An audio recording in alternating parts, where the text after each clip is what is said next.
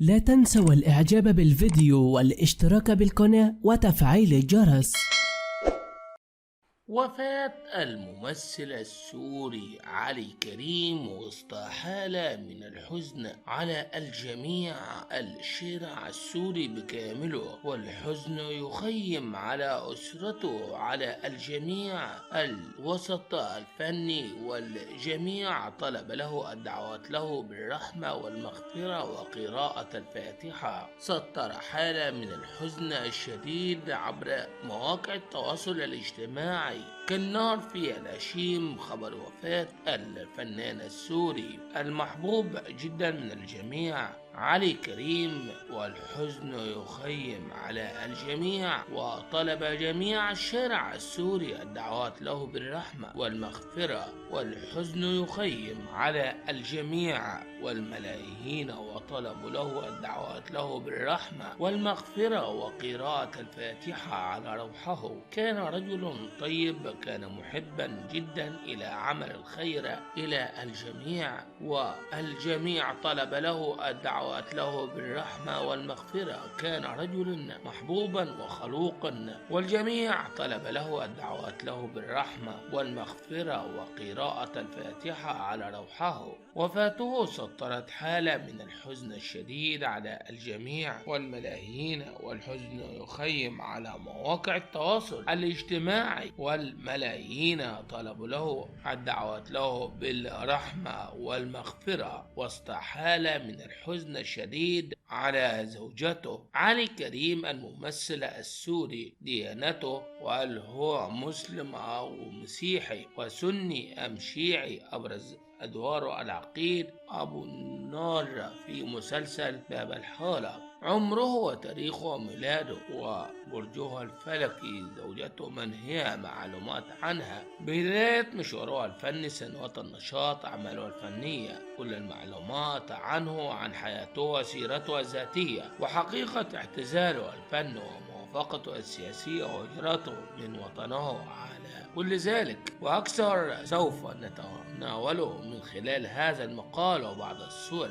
معلومات عن علي كريم: الاسم بالكامل علي كريم، تاريخ الميلاد 2 سبتمبر عام 1949، عمره في عام 2021 72 عاما، البرج الفلكي برج العذراء، محل الميلاد مدينة دمشق في سوريا، الجنسية سوري، المهنة ممثلة، الديانة مسلم، الحالة الاجتماعية متزوج، الزوجة غير معروفة، الأبناء غير معروف. بداية المشوار الفني بدأ في عام 1987، سنوات النشاط منذ عام 1987 حتى الآن. قصة حياة علي كريم: ولد الفنان السوري الشهير بأبو النار في الدراما السورية باب الحارة علي كريم في الثاني من شهر سبتمبر، وذلك في عام 1949، ولذلك فهو يبلغ من العمر 72 عاما. وبرجه الفلك هو برج العذراء، هو مواليد العاصمة دمشق، وذلك في باب توما، ونشأ في أسرة متوسطة الحال، ودرس في كلية الآداب جامعة دمشق، وتخرج في قسم الفلسفة.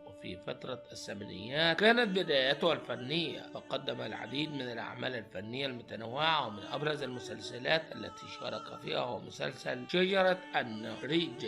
تزوج من خارج الوسط الفني، لكنه يحتفظ بحياته الشخصية دون أن يظهر ذلك أمام الإعلام، بحياته الشخصية دون أن يظهر ذلك أمام الإعلام والسوشيال ميديا، لذلك غير معروف من زوجته ومن أبنائه. العقيد أبو النار في باب الحارة: شارك الفنان السوري الشهير علي كريم في المسلسل الناجح الشهير باب الحارة، والذي جسد في شخصية أبو النار، وقد عرف الجمهور بهذا الاسم، كما أنه تواجد في أجزاء المسلسل كامل، ولكنه تحدث عن المسلسل في أحد البرامج فقال باب الحارة وأكثر عمل لم يحترم البيئة الشامية، كما أنه في الأعمال التي تحتوي على أحداث مفترضة لا علاقة لها بالبيئة الحقيقية، وأن أشرك فيها لأني مطهر على العمل للعشوة إذا أردنا أن نحصى عدد الكتاب الموجودين فعددهم لا يتجاوز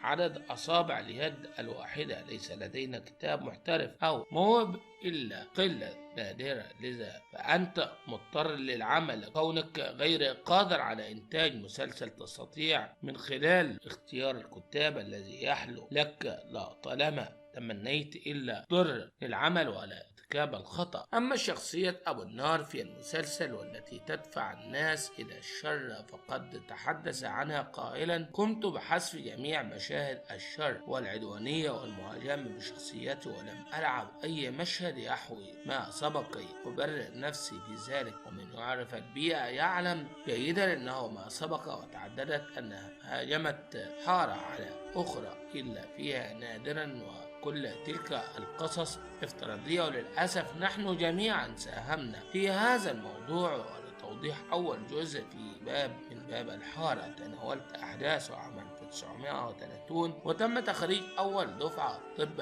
عام 1920، وكان هناك قسم صحافة عرض فيلم سينمائي اسمه تحت سماء دمشق لإسماعيل أنظر، وتظاهرت نساء ضد سلخ لو اسكندرون. هذا هي دمشق وليس ما نشهد بالأعمال الشامية. علي كريم والثورة السورية. أعلن الفنان السوري علي كريم موافقته من الثورة السورية، وقد أعلن كفره بالعروبة وأن سوريا هي هوية قومية للسوريون فقط، وصرح أن هدف الحرب على سوريا هو هدم سوريا حجر ووجه حديثا للعرب. فقال: انكشفوا على حقيقته، ولم يعد أمامهم سوء تفعيل الضرب والنسف في هذا البلد الذي لم يأسى لهم يوميا هؤلاء مجرمون وأفكارهم قاتلة. كما عبر عن قوة الشعب السوري الذي يواجه الظلم وسط كل هذه الظروف الخانقة، كما أشار إلى صعوبة الفترة المقبلة. كذلك أكدت مصادر مقربة من الفنان علي كريم إنه لم يهجر وطنه سوريا، يهاجر وطنه سوريا ويسافر إلى أي بلد آخر رغم كل الأخبار التي تحدثت عن هذا الأمر، لأنه صرح أنه كان في زيارة أقربائه في المهجر وأنه سوف يعود قريبا لكي يستكمل أعماله الدرامائية ومشاريعه الفنية القادمة. بدأ الفنان السوري القدير علي كريم مسيرته الفنية في عام 1987 عندما شارك في مسلسل الهجرة إلى الوطن، ثم توالت أعماله فشارك في مسلسل أهم مسلسلاته وهو شجرة النريج والذي تم عرضه في عام 1989، كما شارك في مسلسل أبو كام وذلك في عام 1991. تألق في دور العقيد أبو النار والذي قدمه في الملحمة التاريخية السورية باب الحارة والذي تم عرضه في عام 2006، وقد شارك في أجزاء كلها. كما آخر أعماله الفنية فقد شارك في مسلسل العائلة عين وذلك في عام 2020، كما أنه يشارك الآن في عدة أعمال فنية منها مسلسل عرس الحارة، مسلسل حارة القبة، مسلسل باب الحارة جيم 11 حارة الصلاحية والمقرر عرضها في عام 2021. رأى علي كريم في الدراما السورية. في أحد اللقاءات مع الفنان السوري علي كريم تحدث عن الأعمال الدرامائية التي تم تقديمها في الفترة الأخيرة، فقال: الدراما مؤخرا لم تقدم أعمالا مهمة فهي تعاني من أزمة نصوص وكتاب، وحتى الكتاب الموجودون لا يملكون أي خلفية ثقافية حقيقية باستثناء قلة قليلة. أما عن نصيحته لوجوه الشابة فقال: أود أن أقول لهم الله يكون بعونكم على هذا الحياة الصعبة. أرى أن كل مواطن سوري الآن في هذه المرحلة هو بحاجة إلى طبيب نفسي بعد الظروف التي مرينا بها من جوع وغلاء. أتمنى لهم التوفيق وأن يحظوا بفرص مناسبة، لأننا نعاني من أزمة فن وأزمة حياة ناهيك على القلق الذي نعيشه أثناء سيرنا في الشوارع. وقد أكد الفنان السوري الشهير علي كريم أنه قد اتخذ القرار بالاعتزال عن عالم الدراما التلفزيونية والسينما، وأنه سوف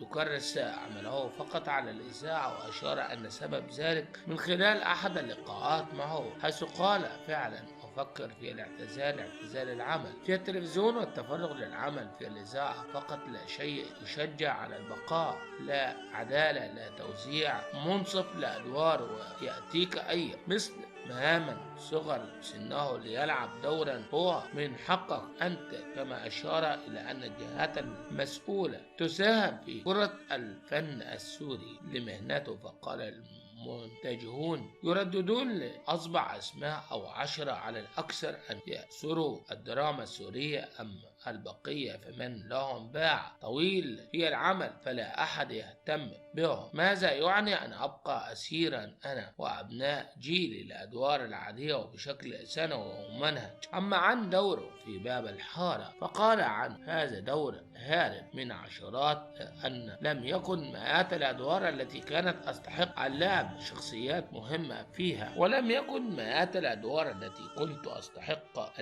لعب شخصيات مهمة فيها ولم يحصل. لذلك أقرر الاعتزال وأن أتجه إلى الإذاعة التي لم أنقطع عنها إطلاقا، وأتابع عملي الفني فيما لأنها أفضل بكثير. وفاة الممثل السوري علي كريم وسط حالة من الحزن الشديد على جميع الشارع السوري بكامله، وطلب الجميع الشارع السوري الدعوات له بالرحمة والمغفرة وقراءة الفاتحة على روحه. إنا لله وإنا إليه راجعون.